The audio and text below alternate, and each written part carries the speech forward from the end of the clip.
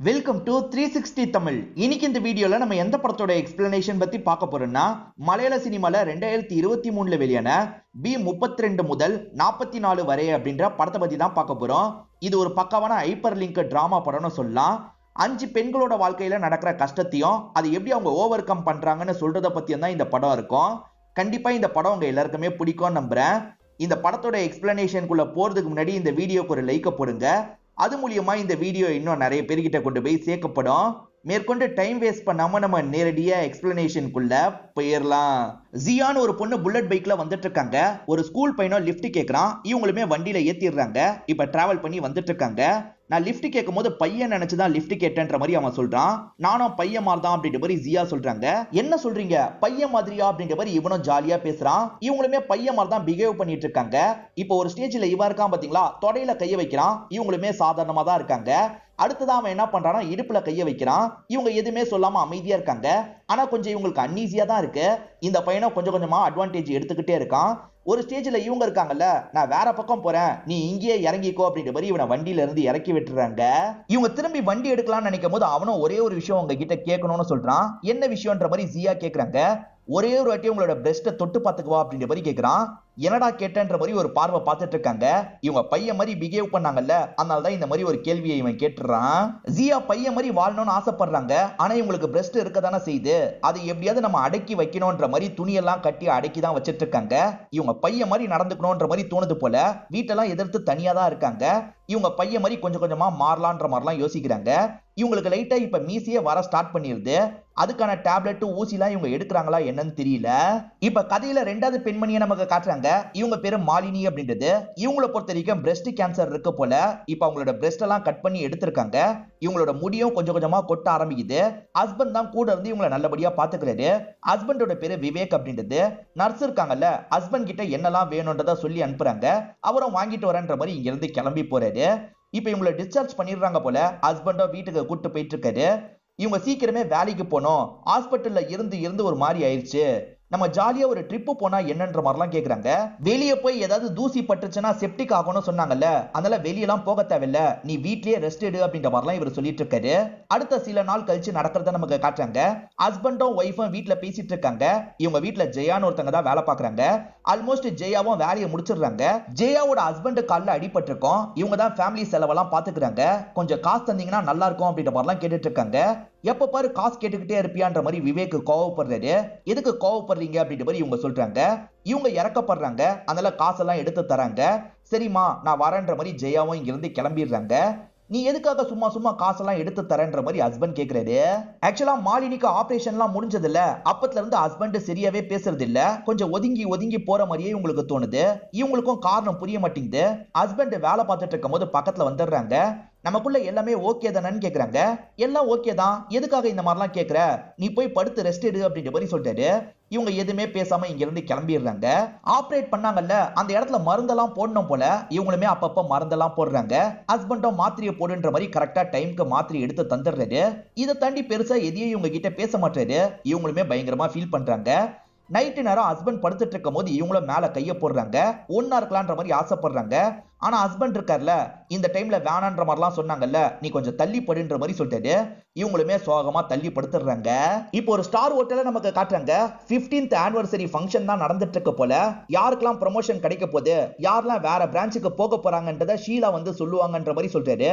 இப்ப ஷீலான்னு ஒருத்தங்க பேசுறதுக்காக வந்துடுறாங்க. நிறைய பேருக்கு இந்த வாட்டி ப்ரமோஷன் கிடைக்க போகுதுன்ற மாதிரி பேரெல்லாம் ஒவ்வொன்னா சொல்ல ஆரம்பிக்கிறாங்க. இப்பதான் இந்த கதையில மூணாவது பொண்ணை நமக்கு காட்டுறாங்க. இவங்க பேரு இமான் அப்படின்றது. பொண்ணுக்கு தான் இமான்னு பேர் வச்சிருக்காங்க. இந்த பொண்ணுமே கண்டிப்பா நம்ம பேர் வரும்ன்ற மாதிரிலாம் சந்தோஷமா கேட்டுட்டு இருக்காங்க. ஆனா இவங்க பேரை தவிர எல்லாரோட பேரும் வருது. என்னடா நம்ம பேர் வரலன்ற மாதிரி இமான் ஃபீல் பண்ணிட்டு இருக்காங்க.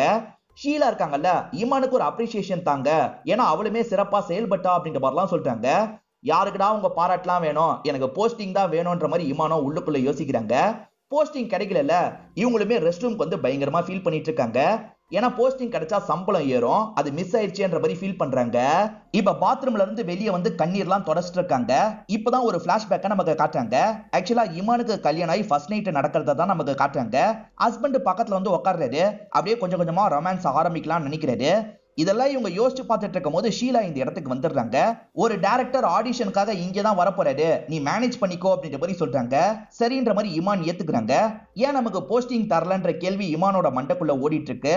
எதுக்காக எனக்கு மட்டும் ப்ரமோஷன் தரல, நான் 20 வருஷம் சின்சியரா ஒர்க் பண்ணிட்டு இருக்கேன்ல, எனக்கு தந்திருக்கலாம்ல அப்படின்ற மாதிரிலாம் கேக்குறாங்க. ஷீலா என்ன சொல்றாங்கன்னா, அந்த இடத்துல வேலை பார்க்கறதுக்கு சின்சியாரிட்டி மட்டும் போதாது, அதை தாண்டி நிறைய விஷயங்கள் வேணும் அப்படின்ற மாதிரி இவங்களோட பிரஸ்ட்டை பாக்குறாங்க. ஆக்சுவலா இவங்களுக்கு பிரஸ்ட் ரொம்ப சின்னதா இருக்குல்ல, அதை தான் இப்படி இன்டைரக்டா மீன் பண்றாங்க. நீ இன்னும் நிறைய வளரணும் அப்படின்ற மாதிரி இங்க இருந்து ஷீலா கிளம்பிடுறாங்க. நம்ம பிரஸ்ட்டை மீன் பண்ணி தான் இப்படி சொல்றாங்கன்னு இவங்களுக்கும் நல்லா புரியுது. இப்ப இவங்க ஹோட்டல்ல வேலை பார்த்துட்டு இருக்காங்க.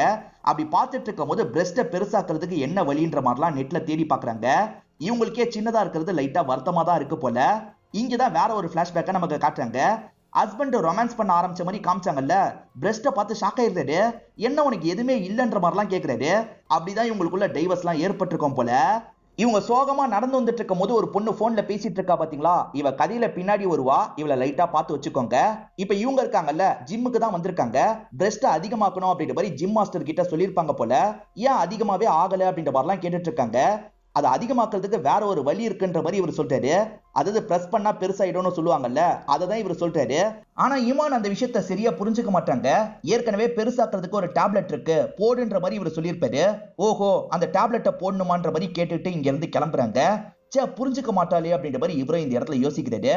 இப்ப இவங்களுமே வீடு வந்து சேர்ந்துடுறாங்க. இவங்க ரூம்மேட்டா தான் ஜியா இருக்காங்கன்றது நமக்கு தெரிய வருது. ப்ரமோஷன் கிடைச்சிருச்சா அப்படின்ற மாதிரி ஜியா கேக்குறாங்க. கிடைக்கலன்ற மாதிரி இவங்க சோகமா சொல்றாங்க. சரி விடு, இன்னைக்கு இல்லைனாலும் என்னைக்காவது கிடைக்கும்ன்ற மாதிரிலாம் ஜியா சொல்றாங்க. இவங்க டேப்லெட் போடுறது ஜியாக்கு தெரிய வருது. டேப்லெட் போட்டா அது பெருசாகணும்னு உனக்கு யார் சொன்னா, இந்த மாதிரி விஷயத்தெல்லாம் பண்ணாது அப்படின்ற மாதிரி அட்வைஸ் பண்றாங்க. எனக்கு அப்புறம் வந்தவங்க கூட அந்த பிரான்ச்சுக்கு போய் நிறைய சம்பாதிக்கிறாங்க, நான் தான் இதே இடத்துல கஷ்டப்பட்டுட்டு இருக்கேன். அந்த இடத்துக்கு போனோம்னா இந்த விஷயத்த பண்ணி தான் ஆகணும்ன்ற மாதிரி சொல்றாங்க. அது பெருசா இருந்தா தான் வேலை தருவாங்கன்னா அப்படிப்பட்ட வேலையே வேணான்ற மாதிரி ஜியா சொல்றாங்க. அதுக்கு இவங்க இருக்காங்கல்ல, இருக்க வேலையை தூக்கி போட்டுட்டேன்னா என்னோட தங்கச்சி ஃபீஸை யார் கட்டுவா, பல்ல கடிச்சிட்டாது இந்த வேலையை பண்ணி தான் ஆகணும் அப்படின்ற மாதிரி இந்த இடத்துல இமான் சொல்லிட்டு இருக்காங்க. இப்ப கதையில நாலாவதா ஒரு பொண்ணை நமக்கு காட்டுறாங்க. இந்த பொண்ணை பொறுத்த வரைக்கும் ஸ்கூல் ஸ்டூடெண்டா இருப்பா, பேரு நிதி அப்படின்றது. இப்ப டீச்சர் கிளாஸ் எடுத்துட்டு இருக்கும் போது இந்த பொண்ணு எந்திரிச்சு அர்ஜென்ட்டா ரெஸ்ட் ரூம்க்கு போகணுன்ற மாதிரி சொல்றா. எப்ப பாரு உனக்கு அர்ஜென்ட்டாவே இருக்குமா, சரி கிளம்புன்ற மாதிரி இந்த டீச்சரும் திட்டிக்கிட்டே சொல்றாங்க.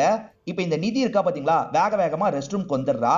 வந்தவன் என்ன பண்றானா, பாத்ரூம்குள்ள போய் கதவை சாத்திடுறா. இப்ப வேகமா இவளோட ஓவர் கோட் எல்லாம் கழட்டிட்டு இருக்கா. ஆக்சுவலா இவ ஷர்ட்ல பார்த்தா பால் வடிஞ்சிருக்கு. இவ 17 வயசு பொண்ணு தான், இருந்தாலும் எப்படி இவளுக்கு பால் வருதுன்னு தெரியல. இவ யாராலையோ பிரெக்னன்ட் ஆயிருக்கா போல, குழந்தை கூட பிறந்திருக்கு போல. பால் சுரக்குது பாத்தீங்களா, அதை குறிப்பிட்ட நேரத்துல வெளியே தீரணும் போல, அப்படி இல்லைன்னா ஆட்டோமேட்டிக்கா பாலே வெளியே வந்துடும் போல. அதனாலதான் இந்த பொண்ணு ரெஸ்ட் ரூம்க்கு வந்திருக்கா. இப்ப எல்லா பாலையும் வெளியே சிந்திட்டு இருக்கா. இவ ரொம்ப கஷ்டப்பட்டு இந்த விஷயத்தெல்லாம் பண்ணிட்டு இருக்கா. இதுக்காக தான் அடிக்கடி ரெஸ்ட் ரூம்க்கு போறேன்னு சொல்லுவா போல. டீச்சர் இதனால தான் அந்த மாதிரி சொல்லியிருப்பாங்க. இதெல்லாம் மத்த பசங்களுக்கு தெரியாது. ஆக்சுவலா கிளாஸ்ல இருக்க ஒரு பையனுக்கு நிதியை ரொம்ப பிடிக்கும் போல. நிதியே தான் அவன் கவனிச்சிட்டு இருக்கான். இப்ப ஸ்கூல்லாம் முடிஞ்சு எல்லாருமே கிளம்பிட்டு இருக்காங்க. ஆக்சுவலா அவன் நிதியோட ஏரியா போல. இப்ப நிதி நடந்து போயிட்டு இருக்கும் போது பக்கத்துல வந்து பேச்சு கொடுக்க ஆரம்பிக்கிறான். ஃப்ளர்ட் பண்ற மாதிரிலாம் பேசிட்டு இருக்கான். இவன் ஃப்ளர்ட் பண்ணதான் ட்ரை பண்றான்னு நிதிக்கு தெரியுது. நிதியும் அவாய்ட் பண்ணிட்டு கிளம்பிடுறாங்க. நிதியோட அப்பா பேரு பிரான்சிஸ் அப்படின்றது. பிரான்சிஸ் இருக்காருல, இப்ப விவேக் கிட்ட தான் பேசிட்டு இருக்காரு. விவேக்க பொறுத்த வரைக்கும் ஆட்லாம் எடுக்கிறவரா இருப்பாரு. இந்த பிரான்சிஸ் ப்ரொடியூசரா இருப்பாரு. அது சார்ந்துதான் ரெண்டு பேருமே பேசிட்டு இருக்காங்க. அப்பதான் நிதி வராங்க. இவதான் என்னோட பொண்ணுன்ற மாதிரி அறிமுகப்படுத்துறாரு. அப்படியான்ற மாதிரி இவர் கேட்டுக்கிறாரு. இப்ப பிரான்சிஸ் ஒய்ஃபும் கை குழந்தையோட வெளியே வராங்க. பிரான்சிஸோட குழந்தை போலன்ற மாதிரி விவேக் யோசிக்கிறாரு. மேற்கொண்டு அவர்கிட்ட பேசிட்டு இருக்காரு. ஆனா உண்மையில இது நிதியோட குழந்தை போல. இப்ப அம்மா இருக்காங்கல்ல, நிதியோட ரூம் வந்துடுறாங்க. சீக்கிரமா ரெஃப்ரெஷ் ஆயிட்டு வா, பாலை தான்ற மாதிரி கேக்குறாங்க. இந்த பொண்ணுமே பாத்ரூம்குள்ள போயிடுறா. அம்மாவும் அவ வரதுக்காக வெயிட் பண்ணிட்டு இருக்காங்க. பொண்ணு பிரெக்னன்ட் ஆயிருக்கால, இத பத்தி பேரண்ட்ஸும் ரொம்ப வருத்தத்துல இருக்காங்க. யாருக்காவது தெரிஞ்சா என்ன ஆகுது அப்படின்ற மாதிரிலாம் இவங்க யோசிச்சுட்டு இருக்காங்க. இப்ப அந்த பொண்ணுமே ரெஃப்ரெஷ் ஆயிட்டு வெளியே வந்துடுறா. அவ நேரடியா பாலை தரக்கூடாதுன்ற மாதிரி யோசிக்கிறாங்க. பாலை எடுத்து தான்ற மாதிரி ஒரு புட்டியை தந்துடுறாங்க. இவருக்கா பாத்தீங்களா, பாலெல்லாம் வெளியே எடுத்துட்டு இருக்கா. யாரால இவ பிரெக்னன்ட் ஆனா அப்படின்றதெல்லாம் நமக்கு கிளியரா தெரியல. இப்ப 5வது லேடியை நமக்கு காட்டுறாங்க. இவங்க பேரு ஜெயா அப்படின்றது. மாலினி கதையில மாலினி வீட்டு வேலைக்காரியா வந்தாங்கல்ல, அந்த ஜெயா இவங்களா தான் இருப்பாங்க. ஜெயாவோட வீட்டுக்கு கீழே ஒரு லேடி இருக்காங்க. இந்த லேடி பேரு ஜான்சி அப்படின்றது. இவங்களும் கதையில பின்னாடி வருவாங்க. ஆக்சுவலா ஜெயாக்கு குழந்தை இருக்குல்ல, அந்த குழந்தைய இவங்க நடுவுல பாத்துக்கலாம் செய்வாங்க. இப்ப ஜெயா இருக்காங்கல்ல, ஹஸ்பண்ட பாக்குறதுக்காக மேல வந்துடுறாங்க. ஹஸ்பண்டுக்கு அடிப்பட்டதா சொன்னாங்க பாத்தீங்களா, அவரு நடக்க முடியாம தான் இருக்காரு. ரொம்ப நாளா இப்படிதான் வீட்டுல இருக்காரு. அதனால குடும்ப செலவு எல்லாத்தையும் இவங்க தான் பாத்துக்கிறாங்க. ஹஸ்பண்டுக்குமே லைட்டா கில்ட்டா தான் இருக்கு. சீக்கிரம் சரியாயிடும், நான் வேலைக்கு போயிடுறேன் அப்படின்ற மாதிரிலாம் சொல்லிட்டாரு. நீங்க அவசரப்பட வேணாம், ரெஸ்ட் எடுங்க, எல்லாம் சரியாகட்டும் அப்படின்ற மாதிரி இவங்க சொல்றாங்க. இப்ப வீட்டுல விவேக் மட்டும் தான் இருக்காரு. இப்ப ஜெயாவும் வேலையெல்லாம் பார்த்துட்டு இருக்காங்க. அப்ப விவேக் இருக்கார்ல, நான் சொன்னதை பத்தி யோசிச்சிங்களா அப்படின்ற மாதிரி கேக்குறாரு. இவங்களுமே விவேக் கிட்ட பேசுறாங்க. ஆக்சுவலா விவேக் பிரா சம்பந்தப்பட்ட ஒரு ஆட் எடுக்க போறாரு போல. அதுக்கு நீங்க மாடலா நடிச்சா நல்லா இருக்கும்ன்ற மாதிரி கேட்டிருக்காரு. என் ஹஸ்பண்ட் கிட்ட எப்படி சொல்றதுன்னு தெரியலன்ற மாதிரி இவங்க யோசிக்கிறாங்க. உங்களுக்கு விருப்பம் இல்லைன்னா விட்டுருங்க, ஏன்னா நிறைய மாடல்ஸ் இருக்காங்க, நீங்க கஷ்டப்படுறீங்க, இது மூலியமா கொஞ்சம் காசு கிடைக்கும்ன்றதுக்காக தான் உங்ககிட்ட கேட்டேன்ற மாதிரிலாம் சொல்லிட்டு இருக்காரு. இப்படி பேசிட்டு இருக்கும் போது இந்த இடத்துக்கு ஒய்ஃப் வந்துடுறாங்க. ஒய்ஃப் வந்தோடனே இவர் டாபிக்கை மாத்திடுறாரு. புரிஞ்சுக்கிட்ட வேலைக்காரியும் கொஞ்சம் தள்ளி போயிடுறாங்க. இப்ப இவங்களோட வேலையெல்லாம் பார்த்துட்டு இங்க இருந்து கிளம்புறாங்க. அவர் சொன்ன டீலை எடுத்துக்கலாமா, ஒரு 25,000 ரூபாய் கிடைக்கும், நம்ம கஷ்டத்துக்கு யூஸ் ஆகும்ன்ற மாதிரிலாம் யோசிக்கிறாங்க. ஈமான் போகும்போது ஒரு பொண்ணு போன்ல பேசிட்டு இருந்தா பாத்தீங்களா, இவனும் இந்த கதையில ஒரு பொண்ணா இருப்பா. இவ பேரு ரேச்சல் அப்படின்றது. ரேச்சலை பொறுத்த வரைக்கும் சினிமால எப்படியாவது ஆக்ட்ரஸ் ஆகணும்ன்ற மாதிரி ஆசை இருக்கும். இதுக்கு வீட்டை சேர்ந்தவங்களும் சப்போர்ட் பண்றாங்க. இவளோட அம்மாவா தான் ஜான்சி இருப்பாங்க. அதாவது ஜெயா வீட்டுக்கு கீழே தான் இந்த பொண்ணு இருக்கான்ற மாதிரி நமக்கு காட்டுறாங்க. ஃப்ரெண்டு தான் இப்ப ஆடிஷனுக்காக ஒரு இடத்துக்கு கூட்டு போயிட்டு இருக்காரு. ஃப்ரெண்டுக்கு மத்த வேலை இருக்கு போல, டிராப் பண்ணிட்டு கிளம்பிடுறாரு. ஆடிஷன் எங்க நடக்குதுன்னு பாத்தீங்கன்னா, இமான் ஒரு ஹோட்டல்ல வேலை பாக்குறாங்கல்ல, அங்கதான் ஆடிஷன் நடக்குது போல. இப்ப இந்த பொண்ணுமே இமான் கிட்ட வந்து பேசுறா. ஆடிஷன் இங்க தானே நடக்குதுன்ற மாதிரி கேக்குறா. ஆமா, டைரக்டர் வெயிட் பண்ணிட்டு இருக்காரு, அவர் கூப்பிட்டா உள்ள அனுப்புறோன்ற மாதிரி சொல்றாங்க. இப்ப இந்த பொண்ணுமே நடுவுல இமான கவனிச்சிட்டு இருக்கா. எனக்கு தண்ணி தாகம் எடுக்குது, தண்ணி தர முடியுமான்ற மாதிரி கேக்குறா. இப்ப இமானோ வேகமா தண்ணி எல்லாம் எடுத்து இந்த பொண்ணு கிட்ட தந்துட்டு இருக்காங்க.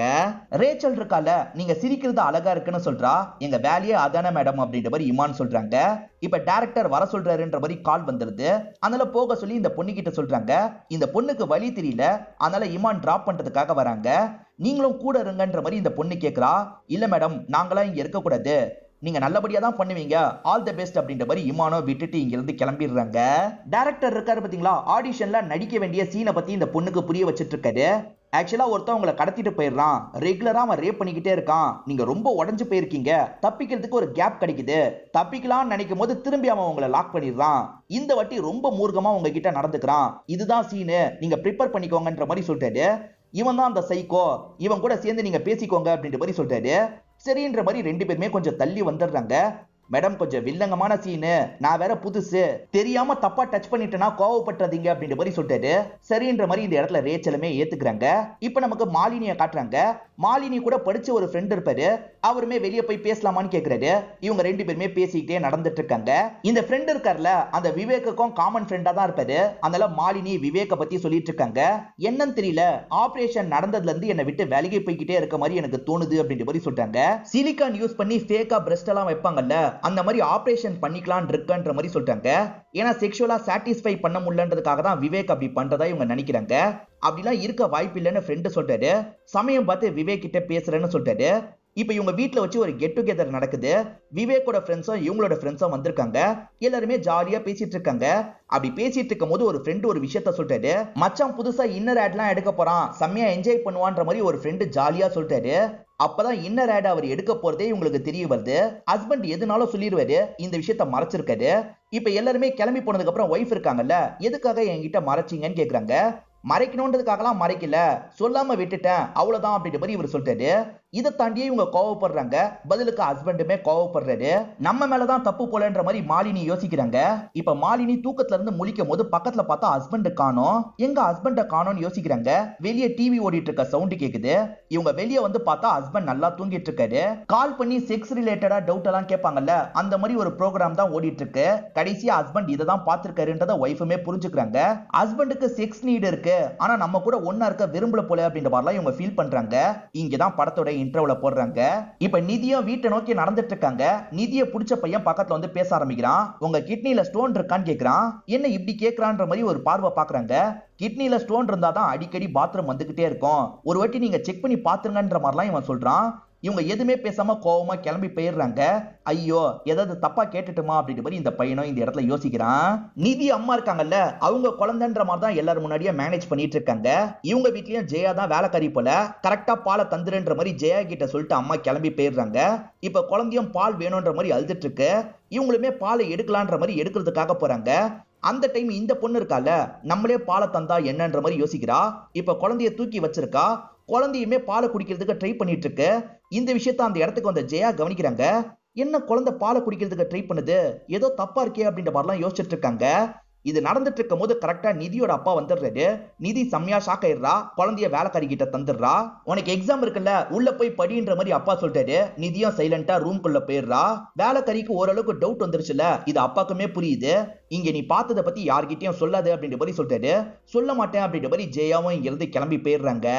ஒய்ஃப் கொஞ்ச நேரத்துல திரும்பி வந்துடுறாங்க. பிரான்சிஸ் இருக்கார்ல, நடந்த விஷயத்தெல்லாம் ஒய்ஃப் கிட்ட சொல்லி ஃபீல் பண்ணிட்டு இருக்காரு. இப்படியே நம்மளால ரொம்ப நாள் ஓட்ட முடியாது, குழந்தைய நம்ம ஒரு ஆசிரமத்துல சேர்த்து விட்டுருவோன்ற மாதிரி யோசிக்கிறாரு. ஒய்ஃபும் சரின்ற மாதிரி ஏத்துக்கிறாங்க. ஜேயோட ஹஸ்பண்ட் ஃப்ரெண்ட்ஸ் பாக்குறதுக்காக வந்திருக்காங்க. நம்ம சேர்ந்து பிசினஸ் பண்ணலாம், ஒரு 20,000 ரூபாய் மட்டும் ரெடி பண்ணு, நம்ம நிறைய காசா மாத்தலாம் அப்படின்ற மாதிரி சொல்லிட்டாங்க. என் ஒய்ஃப் ஏற்கனவே கஷ்டப்படுறா, இன்னும் 20,000 ரூபாய் எப்படி ரெடி பண்ண முடியும்னு கேக்குறாரு.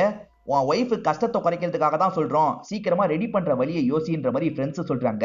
விவேக் கேட்டாரு பாத்தீங்களா, அத பத்தி ஜெயா ஹஸ்பண்ட் கிட்ட ஏற்கனவே சொல்லிட்டாங்க போல. அவர் 25,000 ரூபாய் வரைக்கும் தரதா சொல்றாரு. நான் வேணா பண்ணவான்ற மாதிரி கேக்குறாங்க. நானே இத பத்தி பேசணும்னு நினைச்சேன், எனக்குமே காசு தேவைப்படுது, இந்த ஒரு வாட்டி நம்ம பண்ணலாம், பிரச்சனை வராதுன்ற மாதிரி சொல்லிட்டாரு. ஒய்ஃபுமே ஏத்துக்கிறாங்க. இப்ப ஜெயாவை மேக்கப்லாம் போட வச்சு ரெடி பண்ணிட்டு இருக்காங்க. விவேக் இருக்கார்ல, நல்லபடியா போட்டோஸ் எடுத்து தான்ற மாதிரி சியா கிட்ட சொல்றாரு. சியா தான் போட்டோகிராஃபர் போல, நான் பாத்துக்கிறேன்ற மாதிரிலாம் சியா சொல்றாங்க. எப்படிலாம் போஸ்ட் கொடுக்கணும்ன்றத ஜெயா கிட்ட சொல்லி தந்துட்டு இருக்காங்க. ஜெயாவும் இவங்க சொல்ற மாதிரியே போஸ்ட்லாம் தந்துட்டு இருக்காங்க. இப்ப தேவையான போட்டோஸ் எல்லாம் எடுத்து முடிச்சிடுறாங்க போல. டார்க் ஸ்கின் இருக்க மாடல்லாம் ரொம்ப ரொம்ப கம்மி, அதே மாதிரி உங்ககிட்ட நிறைய டேலண்ட் இருக்கு, இதை தாண்டியே நீ பண்ணோன்னு நினைச்சனா என்ன கான்டாக்ட் பண்ணு, இதுதான் என்னோட நம்பர்ன்ற மாதிரி சியா நம்பர்லாம் ஜெயா கிட்ட தராங்க. ஜெயாவும் சரின்ற மாதிரி ஏத்துக்கிட்டு இந்த இடத்தை விட்டு கிளம்ப ஆரம்பிக்கிறாங்க. ரேச்சல் அன்னைக்கு ஆடிஷன்லாம் குத்துட்டு வந்தாங்க பாத்தீங்களா, திரும்பி டைரக்டர் வர சொல்லியிருக்காரு. இதனால ரேச்சல் ரொம்ப சந்தோஷப்படுறா. ஃப்ரெண்டு கிட்ட சொல்லிட்டு இங்க இருந்து சந்தோஷமா கிளம்புறா. இமான் அந்த சமயம் வேலை பார்த்துட்டு இருக்காங்க. ரேச்சலுமே பக்கத்துல வந்து சந்தோஷமா பேசிட்டு இருக்கா. என்ன மேடம் செலக்ட் ஆயிட்டீங்களா அப்படின்ற மாதிரி இமான் கேக்குறாங்க. அப்படிதான் நினைக்கிறேன், இன்னைக்கு வர சொல்லியிருக்காரு அப்படின்ற மாதிரி ரேச்சல் சொல்றா. ஆல் தி பெஸ்ட், எல்லாமே நல்லபடியா நடக்கும்ன்ற மாதிரி இமான் சொல்றாங்க. இவளுமே சந்தோஷமா ரூம்குள்ள வந்துடுறா. இப்ப டைரக்டரும் உட்கார வச்சு பேசுறாரு. உன் ஆடிஷனை நான் திரும்ப திரும்ப பார்த்தமா, எல்லாம் ஓகே தான், ஆனா உன்னோட ஆக்டிங் மட்டும் கொஞ்சம் கம்மியா இருக்கு, இம்ப்ரூவ் பண்ணும், கவலைப்படாத, இம்ப்ரூவ் பண்றதுக்கு நான் ஹெல்ப் பண்றேன்னு சொல்லிட்டாரு. இந்த பொண்ணுமே சரின்ற மாதிரி தலையாட்டிட்டு இருக்கா. இப்ப நான் தான் அந்த சைக்கோ கேரக்டர்னு வச்சுக்கோன்ற மாதிரி பக்கத்துல வராரு. இந்த பொண்ணுமே எந்திரிச்சு நிக்கிறா. இப்ப இந்த பொண்ணோட கண்ணத்துல கைய வைக்கிறாரு. அப்படியே கைய கொஞ்சம் கொஞ்சமா கீழே இறக்குறாரு. இப்ப வில்லங்கமான இடத்துக்கு கைய கொண்டு போறாரு. ஒரு ஸ்டேஜ்ல இந்த பொண்ணு கத்துற மாதிரி சவுண்ட் கேக்குது. இமான் இந்த சவுண்ட் கேட்டு வேகமா அந்த ரூம் நோக்கி ஓடி வந்துட்டு இருக்காங்க. இப்ப கதவு சாத்தி இருக்கு, தரங்க தரங்கன்ற மாதிரிலாம் இவங்க தட்டிட்டு இருக்காங்க. அந்த பொண்ணு இருக்கால, டைரக்டரை போட்டு பயங்கரமா திட்டிட்டு இருக்கா. கதவையும் திறந்து இமான உள்ள வர வச்சிடுறா. என்னாச்சுன்னு இமான் கேக்குறாங்க. இவ எதுவுமே சொல்லாம போறா. என்ன நடந்திருக்கோன்றதை இமானால புரிஞ்சுக்க முடியுது. இந்த டைரக்டரை முறைச்சு பாக்குறாங்க. இங்க இருக்க ஷீலா இருக்காங்க பாத்தீங்களா, அந்த பொண்ணு ஓடி போன ஃபுட்டேஜ் எல்லாம் டெலீட் பண்ணிட்டு இருக்காங்க. டைரக்டருக்கு ஹெல்ப் பண்றதுக்காக தான் இந்த மாதிரி பண்ணிட்டு இருக்காங்க. அந்த டைரக்டர் பண்ணது தப்பு தானே, நம்ம எதுக்கு ஹெல்ப் பண்ணோம் அப்படின்ற மாதிரிலாம் இமான் இந்த இடத்துல கேட்டுட்டு இருக்காங்க. நம்ம கஸ்டமருக்கு ஏத்த மாதிரி தான் நடந்துக்கணும், நீயும் அந்த பொண்ணுக்கு ஹெல்ப் பண்றன்னு முட்டாள்தனமா ஏதாவது பண்ணாத, அதுக்கப்புறம் நாங்க ஆக்ஷன் எடுக்க வேண்டி இருக்கும்ன்ற மாதிரி ஷீலா சொல்றாங்க. இப்ப நிதி இருக்கா பாத்தீங்களா, ஒரு ஆசிரமத்துக்கு வந்து பயங்கரமா சண்டைலாம் போட்டுட்டு இருக்கா. அந்த குழந்தையோட அம்மா நான் தான், ஆனா அனாதை குழந்தைன்ற மாதிரி என்னோட பேரண்ட்ஸ் இங்க சேர்த்து விட்டுட்டாங்க, ப்ளீஸ் என்னோட குழந்தைய தாங்கன்ற மாதிரிலாம் இவ கேட்டுட்டு இருக்கா. இந்த இடத்தோட இன்சார்ஜா தான் மாலினி இருக்காங்க. மாலினியும் என்ன விஷயம்ன்ற மாதிரி பக்கத்துல வந்து பேசுறாங்க. இந்த பொண்ணு சொல்றது உண்மைன்றது தெரிய வருது. சரி உள்ள வான்ற மாதிரி இந்த பொண்ணை உள்ள கூட்டு போறாங்க. இப்ப இந்த நிதி இருக்கா பாத்தீங்களா, இந்த இடத்துல வச்சு அந்த குழந்தைக்கு பாலெல்லாம் தந்துட்டு இருக்கா. இப்ப வேலையெல்லாம் முடிச்சுட்டு மாலினி இருக்காங்கல்ல, வீட்டுக்கு வந்துடுறாங்க. இப்ப ஒவ்வொரு வேலையா பார்த்துட்டு இருக்காங்க. அப்படி பார்த்துட்டு இருக்கும் போதுதான் வேலைக்காரிக்கு இவர் செக் தந்திருக்கிறது தெரிய வருது. 25,000 ரூபாய் போட்டு தந்திருக்காரு. என்ன விஷயம்ன்ற மாதிரிலாம் ஹஸ்பண்ட் கிட்ட கேக்குறாங்க. இவதான் மாடலா நடிச்சிருக்கான்றது ஒய்ஃப்க்கு தெரிய வருது. சாமர்த்தியமா பேசி அவளை இப்படி பண்ண வச்சிட்டீங்க அப்படிதானன்ற மாதிரி ஒய்ஃப் கேக்குறாங்க. நான் அவளை ஃபோர்ஸ்லாம் பண்ணல, அவளாதான் இந்த விஷயத்த பண்ணா, நீ அவகிட்ட வேணா கேட்டுக்கோ அப்படின்ற மாதிரி ஹஸ்பண்டும் சொல்லிட்டு இருக்காரு. ஒரு சாதாரண வீட்டு பொண்ணுக்கு இதனால என்ன ப்ராப்ளம் வரும்ன்றது தெரியாது, நீங்க தான் புரிய வச்சிருக்கணும். ஆனா மத்த மாடல்னா செலவு அதிகமாகும், இவகிட்டனா கம்மி காசு கொடுத்தாலே நடிச்சு தந்துருவான்றதுக்காக தானே இப்படி பண்ணீங்க, ஏன் இப்படிலாம் பண்ணீங்கன்ற மாதிரி ஒய்ஃப் ரொம்ப கோவப்படுறாங்க. ஓவரா பேசாது அப்படின்ற மாதிரி பதிலுக்கு இவருமே கோவப்பட்டு பேசுறாரு. அப்படி பேசிட்டு இருக்க ஒரு உனக்கும் எனக்கும் செட்டே ஆக மாட்டேங்குது, நம்ம ரெண்டு பேருமே ஒரு பிரேக் எடுக்கிறது தான் நல்லது அப்படின்ற மாதிரி சொல்றாரு. அதாவது டைவர்ஸ் பண்ணிக்கலான்றத சொல்றாரு. அங்க சுத்தி இங்க சுத்தி கடைசியில இங்கதான் வருவீங்கன்னு எனக்கு நல்லா தெரியும், நான் நினைச்சது நடந்துருச்சுன்ற மாதிரி ஒய்ஃப் சொல்றாங்க. இப்ப ஒய்ஃப் பாத்ரூம்க்கு வந்து இதை நினைச்சு ஃபீல் பண்ணி பயங்கரமா அழுகுறாங்க. ரேச்சல் கம்ப்ளைண்ட் கொடுக்கணும்னு நினைக்கிறா. சப்போர்ட்டுக்காக இமானுமே கூட வந்திருக்காங்க. போலீஸ எங்க கைய வச்சான் அப்படின்ற மாதிரிலாம் கேக்குறாரு. இந்த பொண்ணு நெஞ்ச காட்டுறா. ஏமா அந்த இடத்துக்கு பேர் இல்லையா சொல்லுன்ற மாதிரி கேக்குறாரு. பிரஸ்ட்ல கைய வச்சான்ற மாதிரி இவங்க சொல்றாங்க. இவர் இருக்கார்ல அந்த சம்பவத்தை ரொம்ப ரசிச்சு ரசிச்சு எழுதிட்டு இருக்காரு. இந்த பொண்ணுக்கு ரொம்ப எம்பாரசிங்கா இருக்கு. அதெல்லாம் பொருட்படுத்தாம அவர் பாட்டுக்கு ரசிச்சு ரசிச்சு எழுதுறாரு. பக்கத்துலயே ஒரு லேடி கான்ஸ்டபிள் இருக்காங்க. அவங்க கூட எதுவுமே சொல்லாம அமைதியா இருக்காங்க. இப்ப அந்த லேடி கான்ஸ்டபிள் ஒரு பொண்ணு போட்டிருக்க போஸ்ட பாக்குறாங்க. பாத்தீங்களா சார் எப்படி ட்ரெஸ் போட்டிருக்கான்ட்டு. இப்படிலாம் ட்ரெஸ் போட்டா பசங்க ஏதாவது பண்ணாம எப்படி இருப்பாங்க, இந்த பொண்ணுங்களை தான் சொல்லணும்ன்ற மாதிரி அந்த லேடி கான்ஸ்டபிள் சொல்லிட்டு இருக்காங்க. அப்பதான் இன்ஸ்பெக்டர் இந்த இடத்துக்கு வராரு. இன்ஸ்பெக்டரால இங்க என்ன நடந்திருக்கும்ன்றத புரிஞ்சுக்க முடியுது. இன்ஸ்பெக்டர் இருக்கார்ல, அடுத்த வாட்டிலாம் வரும்போது ஒரு லேடி லாயரை கூட்டுவாங்க, உங்களுக்கு சப்போர்ட்டிவா இருக்கும்ன்ற மாதிரி சொல்றாரு. இவங்க ரெண்டு பேருமே சரின்ற மாதிரி ஏத்துக்கிட்டு கிளம்புறாங்க. ரேச்சல் நடந்த விஷயத்த வீட்லயும் சொல்லிருப்பா, நான் கம்ப்ளைண்ட் பண்ண போறேன்னு சொல்லிருப்பா. பேரண்ட்ஸ் சரின்ற மாதிரி ஏத்துக்கிறாங்க. ஆனா ஃப்ரெண்டுக்கு இதுல சுத்தமா விருப்பம் கிடையாது. அவர் பெரிய ஆளு, நீ அவருக்கு எதிராக எதுக்காக கம்ப்ளைண்ட்லாம் கொடுக்குற அப்படின்ற மாதிரி கேட்டுட்டு இருக்காரு. அதுக்கு இவங்க முறைச்சு ஒரு பார்வை மட்டும் பாக்குறாங்க. அதனால ஃப்ரெண்ட் அமைதியா இருறாரு. அவளுக்காக நம்ம ஸ்டேஷன் வரைக்கும் போயிருக்கோம், இது தெரிஞ்சா ஷீலா நம்மள வேலையை விட்டு தூக்கிடுவாளே அப்படின்ற மாதிரி இமான் ஃபீல் பண்ணிட்டு இருக்காங்க. நீ சரியான விஷயத்தை தான் பண்ணிருக்க அப்படின்ற மாதிரி சியா சொல்றாங்க. இப்ப சியா இருக்காங்கல்ல, பக்கத்துல வந்து ஆறுதல்லாம் சொல்லிட்டு இருக்காங்க.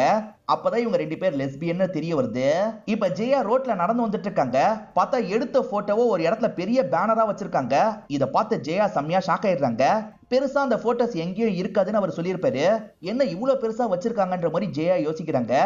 எல்லாருமே இவங்கள பாக்குற மாதிரியே இவங்களுக்கு தோணுது. ரொம்ப ஃபீல் பண்றாங்க. ஜெயாவோட குழந்தைய கீழ் வீட்டுல இருக்க ஜான்சி பாத்துப்பாங்கல்ல, அந்த ஜான்சிக்கும் இந்த ஆட பத்தி எல்லாம் தெரிய வந்திருக்கு போல. என்ன ஜெயா இப்படி ஒரு காரியத்தை பண்ணிருக்க, உன் ஹஸ்பண்டுக்கு இதெல்லாம் தெரியுமான்ற மாதிரி கேக்குறாங்க. ஹஸ்பண்டுக்கு தெரியாம எப்படி பண்ணுவேன், என் ஹஸ்பண்டுக்கு தெரியும்ன்ற மாதிரி ஜெயாவும் சொல்றாங்க. ஜெயாவும் மேல வந்து அவங்க குழந்தைகிட்ட விளையாடிட்டு இருக்காங்க. ஹஸ்பண்ட் கொஞ்சம் அப்செட்டா உட்காந்துட்டு இருக்காரு. எல்லாருக்குமே இந்த விஷயம் தெரிஞ்சிருச்சு. எல்லாருமே என்கிட்ட கேள்வி மேல கேள்வி கேக்குறாங்க. நீ பண்ண காரியத்தை பத்தி நான் என்னன்னு அவங்க கிட்ட சொல்லுவேன்ற மாதிரி கேக்குறாரு. இது நான் பண்ண காரியமா, நம்ம ரெண்டு பேருமே பேசி முடிவு பண்ணி தானே இந்த விஷயத்த பண்ணோம், இப்ப என்ன இப்படி பேசுறீங்கன்ற மாதிரி ஒய்ஃபுமே ஃபீல் பண்றாங்க.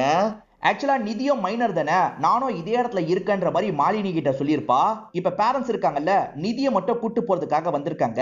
கூட்டு போனா ரெண்டு பேரையும் தான் கூட்டு போனோம், நிதியை மட்டும் நீங்க கூட்டு போக முடியாது, நான் வேணா ரெண்டு பேரையும் பாத்துக்கிறேன், நீங்க கிளம்புங்கன்ற மாதிரி சொல்றாங்க. பேரண்ட்ஸ் கொஞ்சம் அப்செட் ஆன மாதிரி இங்க இருந்து கிளம்புறாங்க. அப்பதான் ஜெயா இவங்க கிட்ட பேசுறதுக்காக வராங்க. ஜெயா வீட்டுல பிரச்சனை எல்லாம் நடந்திருக்க வாய்ப்பு இருக்குன்னு மாலினிக்கு புரியுது. உன் வீட்டுல எந்த பிரச்சனையும் இல்லல அப்படின்ற மாதிரி கேக்குறாங்க. சாரின்ற மாதிரி சொல்றாங்க. ஐயா மேல எந்த தப்புமே இல்ல, அவர் என்ன ஃபோர்ஸ் பண்ணல, நானா தான் சரின்ற மாதிரி ஏத்துக்கிட்டேன், எனக்கு காசும் கிடைச்சது அப்படின்ற மாதிரி அவங்க சொல்றாங்க. மாலினி இருக்காங்கல்ல, உனக்கு என்ன ஹெல்ப் தேவைப்பட்டாலும் என்கிட்ட சொல்லு, காசு தரேன்னு எடுக்கிறதுக்காக போறாங்க. இல்லம்மா ஏற்கனவே நிறைய தந்துட்டீங்க, நான் பாத்துக்கிறேன்ற மாதிரிலாம் ஜெயா சொல்லிட்டு இருக்காங்க. ஆக்சுவலா ஜெயா வரும்போது பிரான்சிஸ பார்த்தாங்கல்ல, பிரான்சிஸ் பொண்ணுக்கு எப்படி குழந்தை பிறந்தது, என்ன ஆச்சு அப்படின்ற மாதிரிலாம் ஜெயா கியூரியாசிட்டியில கேக்குறாங்க. எனக்கு அதெல்லாம் தெரியாதுன்ற மாதிரி இந்த இடத்துல இவங்க சொல்றாங்க. இப்ப மாலினி இருக்காங்கல்ல, உள்ள பால் கொடுத்துட்டு இருக்க நிதியை பாக்குறதுக்காக வராங்க.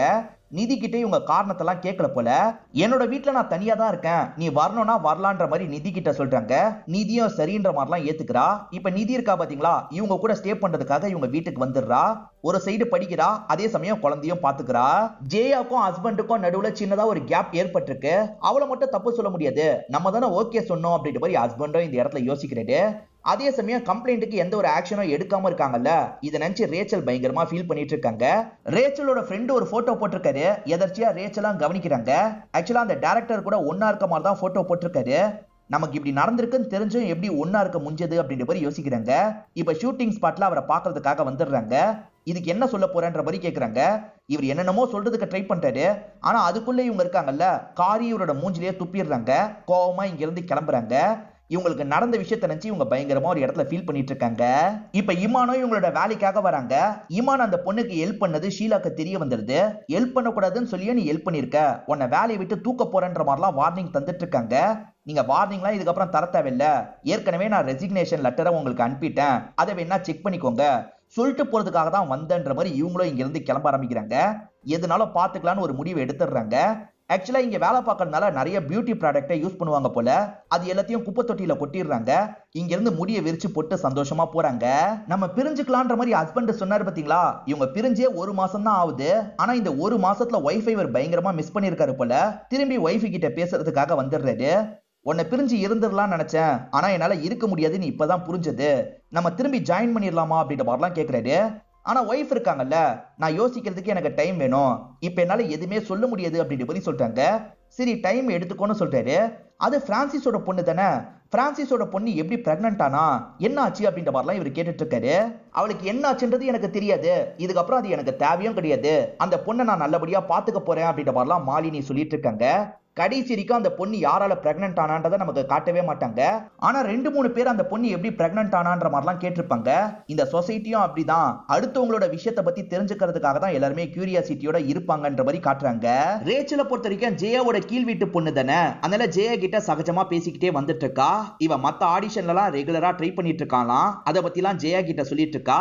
ஜெயா இருக்காங்கல்ல, எனக்குமே இதுல ஒரு இன்ட்ரெஸ்ட் கிரியேட் ஆயிருச்சு, நான் அந்த பொண்ணுக்கு கால் பண்ணி பேச போறேன் அப்படின்ற மாதிரிலாம் சொல்றாங்க.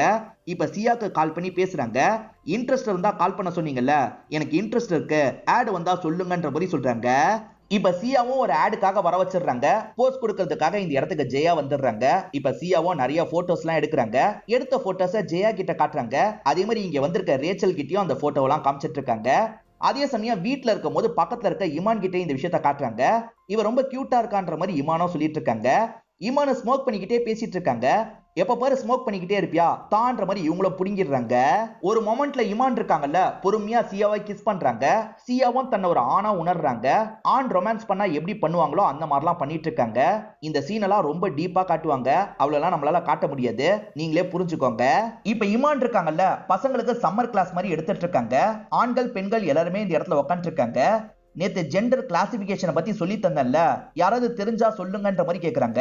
ஒரு பையன் இருக்கான்ல, என்ன பெரிய classification, with boobs without boobs அப்படின்ற மாதிரி பக்கத்துல இருக்க பையன் கிட்ட சொல்லி சிரிச்சிட்டு இருக்கான். இந்த விஷயத்தை இவங்க கவனிச்சிடுறாங்க. பதில் தெரிஞ்சா சொல்லுப்பான்னு கேக்குறாங்க. அதெல்லாம் ஒண்ணும் இல்ல, நான் காமெடிக்கு பேசிட்டு இருந்தேன்னு சொல்றான். காமெடி என்னன்னு சொல்லிட்டு நாங்களும் சிரிப்போன்ற மாதிரி சொல்றாங்க. அந்த பையனும் எப்படி சொல்றது அப்படின்ற மாதிரி தயங்கி தயங்கி எந்திரிச்சு நிக்கிறான். நீங்க ஜெண்டர் கிளாசிபிகேஷன் கேட்டீங்கல்ல, வித் பூப்ஸ் வித்தவுட் பூப்ஸ்னு கிண்டலா சொன்னன்ற மாதிரி சொல்றான். இதை கேட்டு இவங்க ஷாக் ஆன மாதிரி ஒரு ரியாக்ஷன் தராங்க. இதோடயே இந்த படத்தை நமக்கு முடிச்சிடுறாங்க. லேடிஸ் வாழ்க்கையில வந்த கஷ்டத்தை பத்தி சொன்னாங்க, ஆனா சொல்யூஷனை சொல்லியன்ற மாதிரி உங்களுக்கு ஒரு கேள்வி வந்திருக்கும். என்ன கஷ்டம் வந்தாலும் தாண்டி போகணுன்றதுதான் சொல்யூஷனா இருக்கும். அதுதான் அவங்க இன்டைரக்டா மீன் பண்ணிருப்பாங்க. இப்போ உங்களுக்கு புரிஞ்சிருக்கும்னு நினைக்கிறேன். இந்த படம் உங்களுக்கு பிடிச்சிருந்ததுன்னா லைக் பண்ணுங்க, கமெண்ட் பண்ணுங்க, மறக்காம 360 தமிழ் சேனலை சப்ஸ்கிரைப் பண்ணுங்க. தொடர்ச்சியா இந்த மாதிரி வீடியோக்கள் வந்துகிட்டே தான் இருக்கும்.